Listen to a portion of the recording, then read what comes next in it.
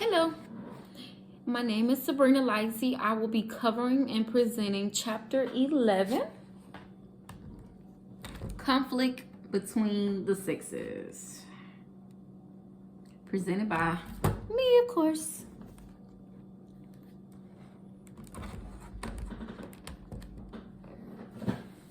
The first topic I'll be covering will be sexual conflict. It's a conflict between the interests of the individuals of two sexes. This requires an interaction between two sexes, but the outcome is not achieved simultaneously. Battleground models are in effect. Studies found that groups with strong sexual conflict diverge more than groups with weaker sexual conflict. So the first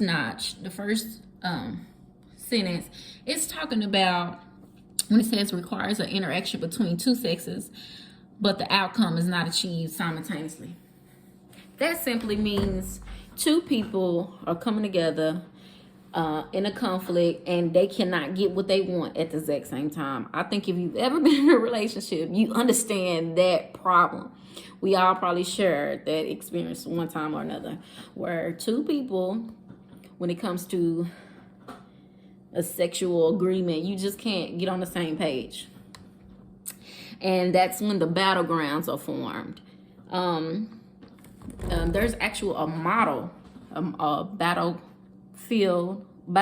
model that becomes in effect where now people are starting to play games. You know, the ladies whip out the manipulation. Fellas start whipping out what they call game. They start using punchlines or using these different tactics to acquire sex. Like the same thing. I mean, I'm not gonna just blame it on the fellas. The women do the same. Like I say, in my opinion, our biggest tool or weapon is manipulation. When ladies, we do those things. Okay. And then studies have found that groups with strong sexual conflict diverge more than groups with weaker sexual conflict, which simply means certain groups that have a stronger tension, they tend to separate. They tend to pretty much mingle and mix up with other groups. They tend to speciate. Get mixed down. They don't stay with the same group because they just can't make it. It's like a magnet that just can't is a positive and a positive. You just rejecting it, so you go and find a positive and a negative. So y'all go y'all separate ways. Next.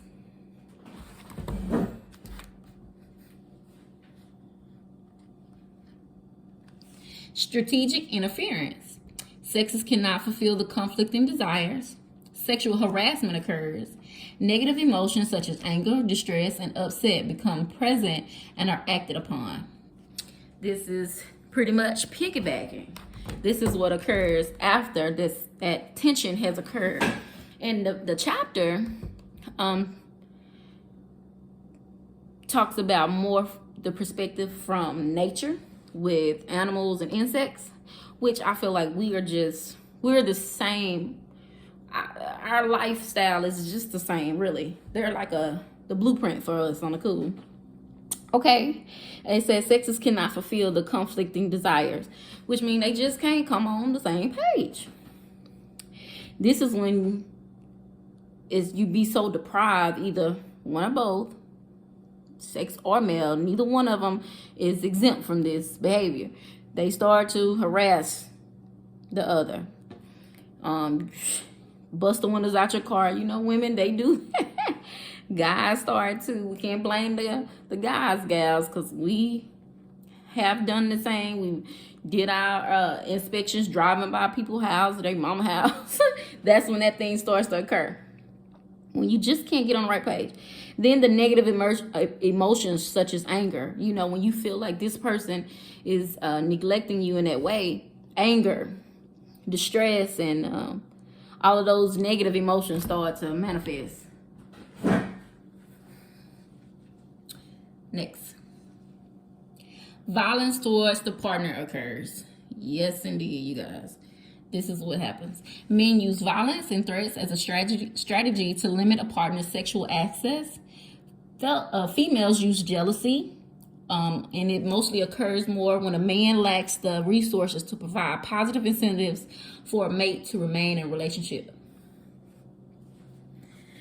Yes, I think this is self-explanatory, but I'll give a point on it.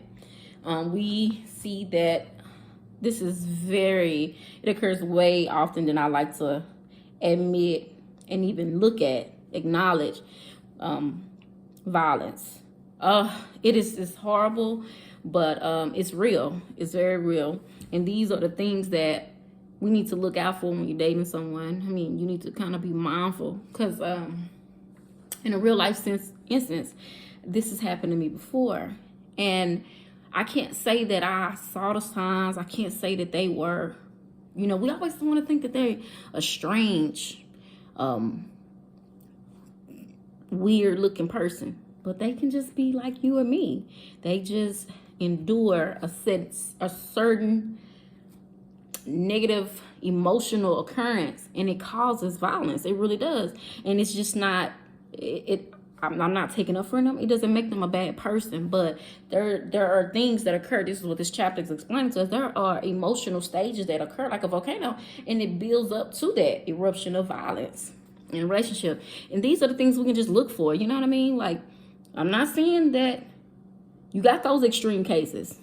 Everyone does not deserve a pass, but in some instances, because I've experienced this, and this person was not a crazy guy, nothing like that. It's just we could not get on the same page, and it built up to that.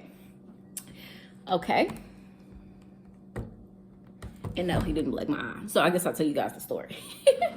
So we just we had known each other since we were kids. We were childhood friends. He was a friend of my brother's, and we decided to date when we got older, right? He was single at the time, I was single at the time. And it's just, he had this love and passion for me that I didn't have for him, So he felt like I was supposed to be just like wrapped all in him because we knew each other. And I wasn't. But I still took advantage of his emotions for me, which means the gifts and the invites. And I just, even though I wasn't, giving out anything. And then when I decided to tell him, he wanted to commit to me, I was like, no, but he was upset. He was very upset, you guys. And when I said I've known him basically our whole lives, we grew up together. But I rejected him in a way that he just couldn't handle. And because he didn't hit me, of course, no, but he did like attempt to kick my door in. Yeah. So I had never seen him like that. But looking back on, we've talked about it since then, because I just felt like, what was that? Like, he just said I was just so angry because you really took advantage of me. And I can say that I did, you know what I mean? But that's when you're not on the same page. You're not giving what they're putting out, or you're taking advantage of what they're putting out. And this is when the violence occurs. Trust me, you guys. You don't want that, okay? So, on to the next. Conflict over sexual access. This is sexual withholdings, cognitive basis, and biases in sexual mind reading, inferences about sexual intent, deception about commitment. Conflict over sexual access. Now, ladies, we are the guiltiest of this. We always be like some. Now, if you don't agree with me, or we're having this stupid argument about me having to code your phone, you can't have no nookie. This is that conflict over sexual access. We choose the conflict over the access granted, okay? And then it talks about cognitive biases in sexual mind reading, which meaning you're trying to read my mind, but you're reading it wrong. Inferences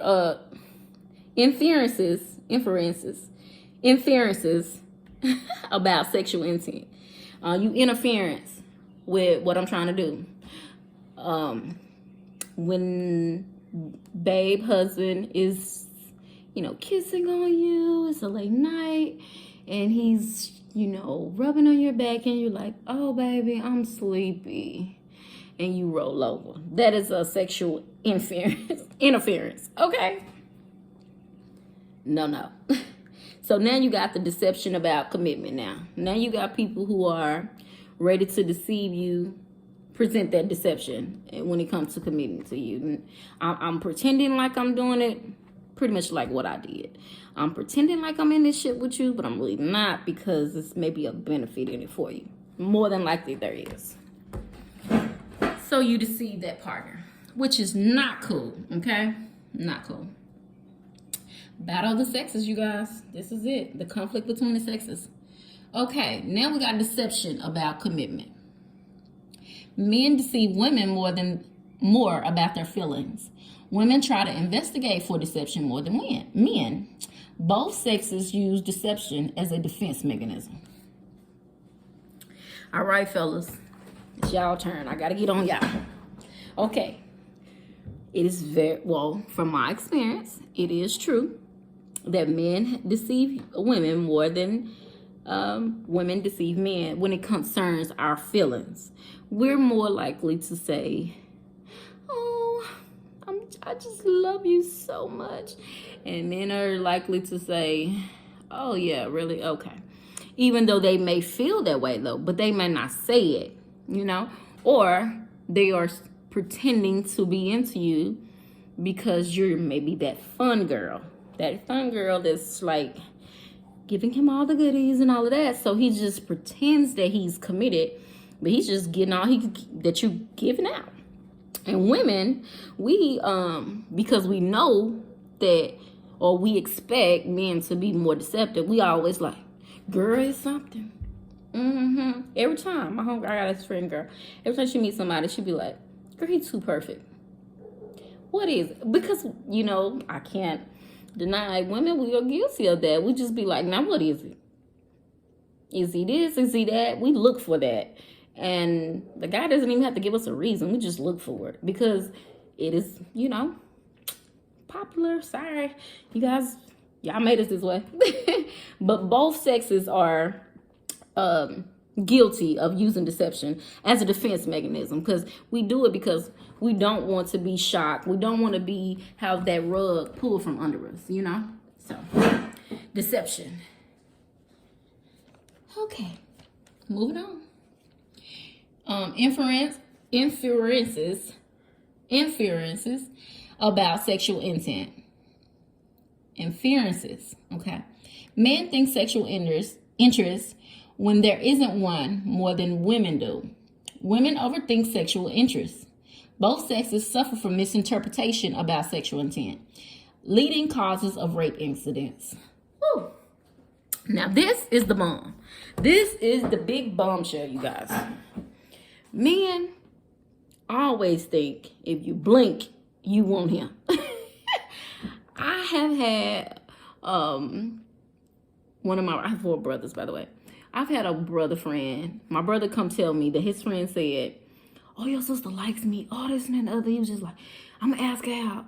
And he was like, don't do that. He was like, what makes you think that? He said, she smiled at me. He was like, she smiles at everybody. Like, it's a smile. Like, who is frowning up at a guest? Okay. But, that doesn't mean I want you sexually.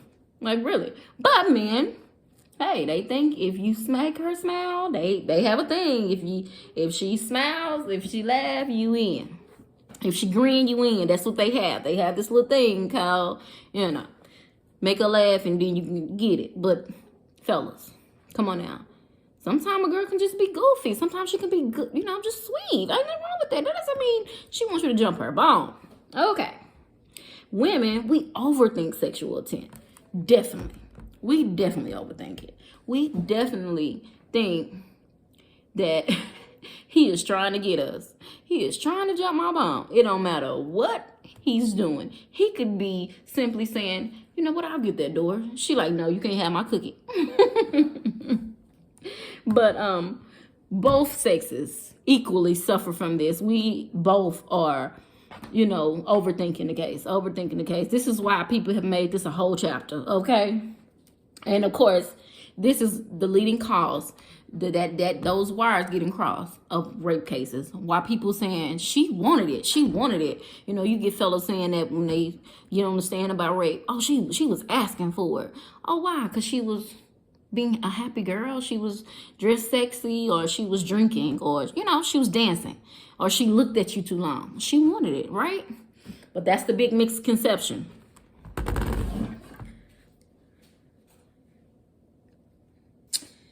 Sexual, which leads to sexual aggression and rape. This occurs when male desires to feed their pride, rejection, or lack thereof. Deprivation to women will be more likely to use aggressive tactics. This ranges from vigilance and violence. You guys, no means no. And on that note, I'm gonna go, okay? I'm not even gonna talk about rape, because you guys, this is a very, very, very strong, I lied, yeah, I'm gonna talk about it. This is a very, very strong and dangerous tactic. You guys, ladies, you gotta play it safe because of these blurred lines of communication between the sexes. Ladies, we have the most to lose. So if you just feel like knowing that these men, some men are like that, you need to, first of all, not drink as much, so you can't be taken advantage of. Keep the flirting at a minimum, you know what I mean? And traveling in crowds, travel with someone, because people are really getting off on this. They really are. They really taking advantage of things like this, because I really think that some of that stuff is BS. They just hiding behind those reasons. But yet and still, it's not, It's not preventing them from raping you, okay? I agree with an evolutionary biologist by the name of Randy Thornhill, who had an interesting theory of rape. Every rapist is not just sick. They're not some psycho who bum on the street. These are educated men. These are educated men with pride problems, who are not used to rejection, who get what they want when they want it. And they don't mind who gets in their way to get it. So ladies, be mindful of that, okay? But his theory, Randy Thornhill theory, was these people aren't sick. These people simply want sex, and they will get it by any means necessary. Now, this is not a person who's talking. This is a person who's just, you and I. This is a person who's done research, which means he's had access to rapist thoughts. These are people, real people. You know what I mean? Now, I'm not saying this is 100% true of what all rapists think, or the reason as to why they all do what they do. But this is a valid point to me, in my opinion. And ladies, we should take this in consideration, because even though if you agree with it or not, somebody said this and they were a rapist. So I better believe him, okay? Thank you guys for listening. Again, this is chapter 11 with Sabrina Lightsey. Conflict between the sexes.